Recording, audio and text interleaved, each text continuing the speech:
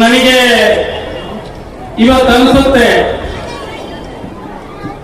ಇದುವರೆಗೆ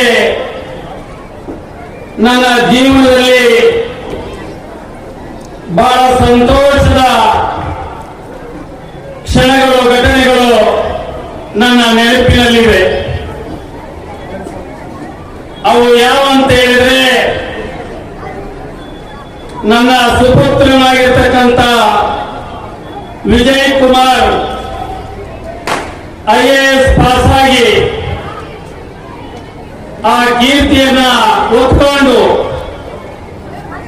ಈ ಒಂದು ಜನ್ಮ ಸ್ಥಳಕ್ಕೆ ಬಂದಂತ ಸಂದರ್ಭದಲ್ಲಿ ಈ ಕ್ಷೇತ್ರದ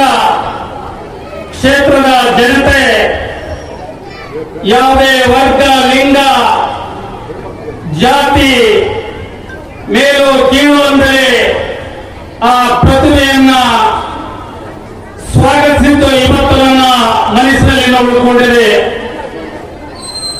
ಅದಾದ ಮೇಲೆ ನಾನು ಎರಡನೇದಾಗಿ ಶಾಸಕನಾಗಿ ಆಯ್ಕೆ ಆದ್ಮೇಲೆ ಅದು ನನ್ನ ಮನಸ್ಸಿನಲ್ಲಿ ಉಳ್ಕೊಂಡಿದೆ.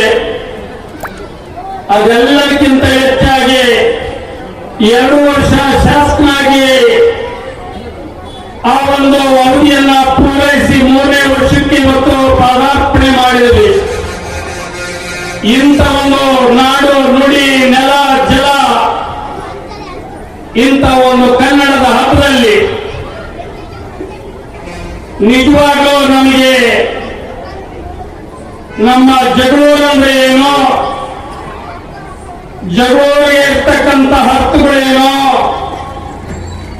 ಇಲ್ಲಿ ಬರ್ತಕ್ಕಂಥ 196 ಹಳ್ಳಿಗಳು,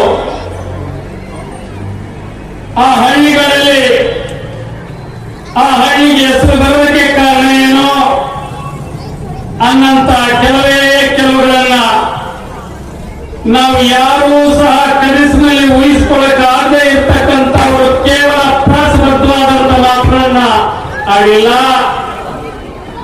ಅದಕ್ಕೆ ಇತಿಹಾಸ ಇರೋ ರೀತಿಯಲ್ಲಿರ್ತಕ್ಕಂಥ ಆಧಾರ ಸಮೇತವಾಗಿ ಜಗಳೂರು ಇರ್ಬೋದು,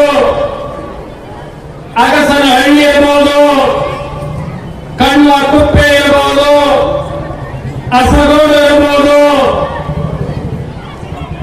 ಅರಿಕೆರೆ ಇರ್ಬೋದು, ಜೊತೆಗೆ ಅವರಿಗೆ ಸ್ವಲ್ಪ ಅವಕಾಶ ಕೊಟ್ಟಿದ್ರೆ 196 ಹಳ್ಳಿಗಳ ವಿಶೇಷತೆಯನ್ನು ಹೇಳ್ತಾ ಇದ್ರು ನಮ್ಮ ಮಂಜಣ್ಣವರು.